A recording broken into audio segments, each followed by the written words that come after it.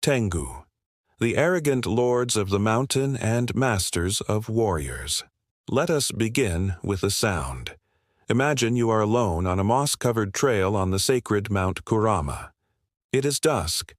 Mist begins to roll up from the valleys, swallowing the ancient cedar trees. Suddenly, you hear it, a steady, dry clack. Clack of wooden sandals, geta, walking somewhere in the fog, yet it seems to come from high above. Then a razor-sharp whirlwind, kamaitachi, suddenly cuts past, and you feel an immense presence watching you from the canopy. You have entered the domain of the Tengu. Part 1. The Misunderstood Origin, from sky dog to mountain yokai. Even their name is a story. Tengu, Tengu, means sky dog. This name originates from a creature in Chinese mythology, a fierce, meteor-like dog said to eat the moon or sun, causing eclipses. When this story was imported into Japan in the 7th century, the name Tengu was used to describe strange celestial phenomena and the malevolent spirits that lived in the mountains. Initially, they were depicted as bird-like demons that caused wars and brought ill omens, but over time, their image changed completely, blending with native Shinto beliefs in kami, gods of the mountains, and the yamabushi, ascetic monks who trained in the wilderness. They evolved into the two iconic forms we know today. Part 2. The Tengu Hierarchy, from soldiers to generals. The world of the Tengu has a clear social hierarchy. Karasu Tengu, Crow Tengu. This is the more ancient and common form. They are the lower-ranking warriors, the soldiers. They have the body of a monk, but the head, beak, and wings of a black crow. They are agile, loud, and skilled with swords, but are more hot-tempered and wild. They are often the ones who carry out kidnappings, kamikakushi, hidden by the gods, and cause trouble for travelers. Dai Tengu, Greater Tengu. These are the leaders, the generals, the masters. They have evolved into a more human-like form. They are large, majestic, and possess distinct features. A bright red face, symbolizing divine rage or demonic power. A long nose. This is their most famous feature.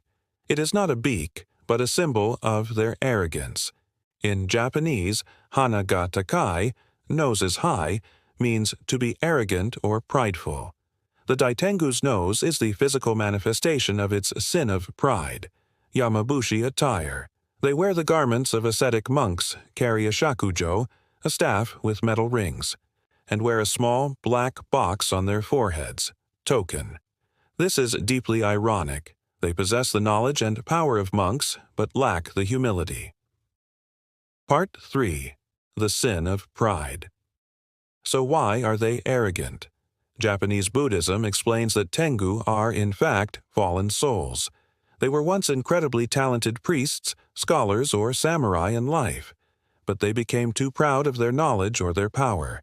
They practiced their arts not for enlightenment, but for admiration. Because of this sin of pride and hubris, they could not ascend to nirvana, but they were also not evil enough to be damned to hell, jigoku. Instead, they were reborn into the Makai, the demon world, becoming Tengu, trapped between the divine and the demonic, possessing immense power but also the eternal burden of their arrogance. Part 4. Masters of Heroes and Punishers of the Pompous. With their power and knowledge, Tengu act in two primary ways. 1. Masters of Warriors. Tengu are unparalleled masters of martial arts.